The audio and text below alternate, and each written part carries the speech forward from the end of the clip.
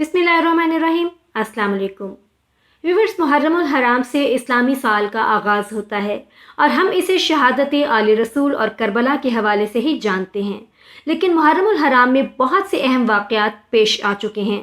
ان میں سے چند ایک واقعات کا ذکر ہم آپ کے سامنے کر رہے ہیں۔ 10 محرم الحرام کو ہی حضرت آدم علیہ السلام کی توبہ قبول ہوئی تھی۔ اماں حوا علیہ السلام اور بابا آدم علیہ السلام جو زمین پہ الگ الگ اتارے گئے تھے اور ایک دوسرے کی موجودگی سے بے خبر رکھے گئے تھے، ان دونوں کی ملاقات میدان عرفات میں 10 محرم الحرام کے روز ہی ہوئی تھی۔ 10 محرم الحرام کے دن ہی طوفان نوح کے بعد حضرت نوح علیہ السلام کی کشتی جودی کے پہاڑ پر ٹھہری تھی۔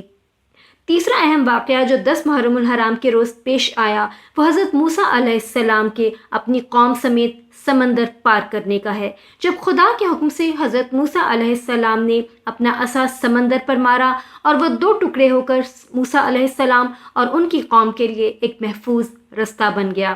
اسی روز فرعون بھی سمندر میں ڈوبا تھا، یعنی قوم موسیٰ کو 10 محرم الحرام کے روز ہی فرعون سے نجات ملی تھی۔ چوتھا اہم واقعہ، یونس علیہ السلام مچھلی کے پیٹ سے باہر نکالے گئے اور خدا نے انہیں اس سے نجات عطا فرمائی، اور پھر ان تمام واقعات پر حاوی ہو گیا شہادت حسین کا واقعہ، جس کے بعد دین کے سچے اصولوں کا قیامت تک فیصلہ واضح ہو گیا۔